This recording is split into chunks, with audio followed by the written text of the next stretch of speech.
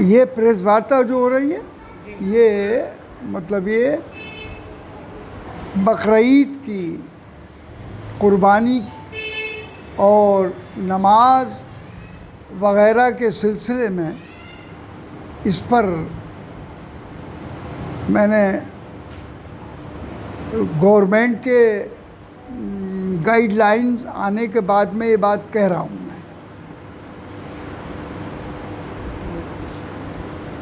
मैंने गवर्नमेंट से ईद उल अज़हा के सिलसिले में मांग की थी कि मुसलमानों को ईद के मौके पर सोशल दूरी के साथ इज्तिमाई नमाज की इजाज़त दी जाए और कुर्बानी पर कोई पाबंदी न लगाई जाए और जानवरों की ख़रीदो फ़रोख्त के लिए देहात के बाज़ार खोले जाएं।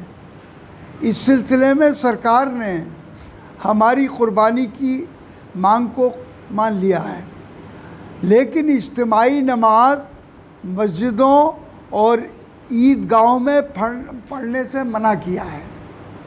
सिर्फ 5 आदमी ही मस्जिद या ईदगाह में सोशल दूरी के साथ नमाज पढ़ सकते हैं। यूपी सरकार ने अपनी गाइडलाइन जारी कर दी है। जिस तरह नमाज ईद उल फित्र की पढ़ी गई थी उसी तरह से घरों पर अदा की जाएगी। चूँकि कोरोना वायरस में इजाफ़ा हो रहा है, इसलिए लोग अपने घरों पर नमाज अदा करें और कुर्बानी भी अपने घरों पर ही करें। ममनुआ यानी प्रतिबंधित जानवरों की कुर्बानी से पूरी तरह परहेज़ करें। मेरी ये भी प्रशासन से अपील है कि वो भी अपनी ज़िम्मेदारी को हमदर्दी के साथ निभाने की कोशिश करें। इस मौके पर बिजली, पानी और सफाई का माकूल इंतज़ाम किया जाए और पुलिस कुर्बानी वगैरह के सिलसिले में कोई गैर ज़रूरी कदम न उठाए जिससे माहौल ख़राब हो। डीएम साहब, एसपी साहब से भी कह दिया। और ये बात मैंने अभी ये 3 बजे मेरी डीएम एसपी वगैरह थे, उनसे भी गुफ्तगू हुई है मुफस्सल तौर पर सारे हालात पर। और हमने कहा कि हमने जब ये मांग की थी कि भाई नमाज़ पढ़ने की मुसलमानों को मस्जिदों में खोली जाए और ईदगाहों में सबकी इज्तिमाई नमाज होनी चाहिए ताकि हम दुआ मांग सकें। और जो कोरोना है जिसका अभी तक कोई इलाज नहीं हो सका है, न कोई वैक्सीन बन सकी है, तो न सिर्फ हमारा मुल्क बल्कि सारी दुनिया के मुल्क इसको अभी तक कोई इसका इलाज और इसका वैक्सीन नहीं बना सके। तो हमने कहा इसका इलाज, इसकी वैक्सीन अल्लाह के हाथ में है।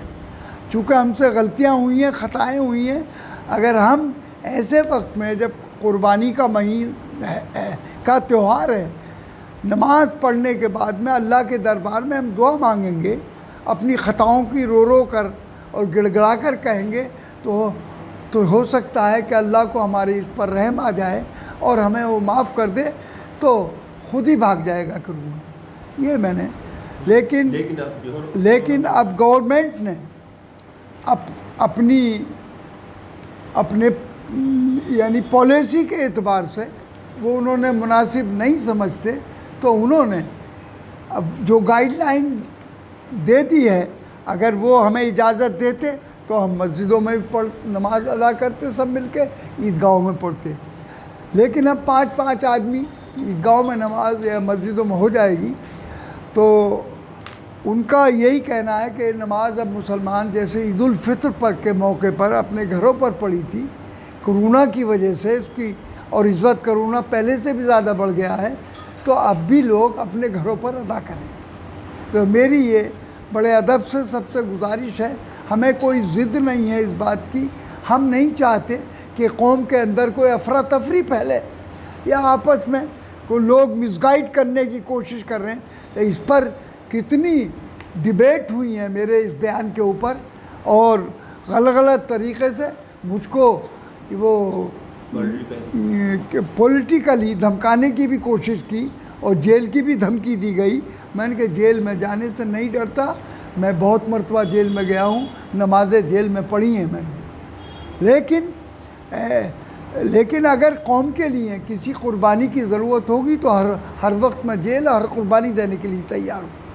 लेकिन अब हालात ये है कि हमें अपनी कौम का भी और दूसरों का भी ख्याल है कि अगर हमारा को इस किस्म की कोई बात करते हैं तो इससे नुकसान होगा। तो इसको देखते हुए, और हमने ये बात भी उस वक्त कंडीशनली कही थी, ये फैसला कर, और उस वक्त भी हमने ये कहा था कि गवर्नमेंट हमें इजाज़त देगी तो पढ़ेंगे। लेकिन गवर्नमेंट ने अपना वो गाइडलाइंस जारी कर दी, और तो इसलिए उन्होंने इजाज़त नहीं दी। इसलिए हम नमाज अपने घरों पर पढ़ेंगे, और सब मुसलमानों से मेरी गुजारिश है कि वो भी इस मौके पर हालात बिगाड़ने की अब कोशिश ना करें, बल्कि हम इस कुर्बानी को खूबसूरती से घरों पर नमाज पढ़कर और कुर्बानी कर कर, कुर्बानी की इजाज़त मिल गई है, और कुर्बानी की मुकम्मल इजाज़त है, उसमें कोई पाबंदी नहीं है।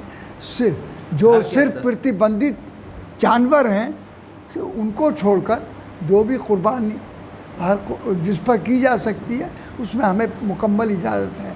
तो इसलिए मैं सबका शुक्रिया भी अदा करता हूँ, और मुझे उम्मीद है कि हम खुदावंद ताला हमें बहरहाल ये त्यौहार मनाने की हमें सही तरीक़े से तौफ़ीक़ अता फ़रमाए, और अल्लाह ताला हमारी बिल्कुल मदद करे। बस।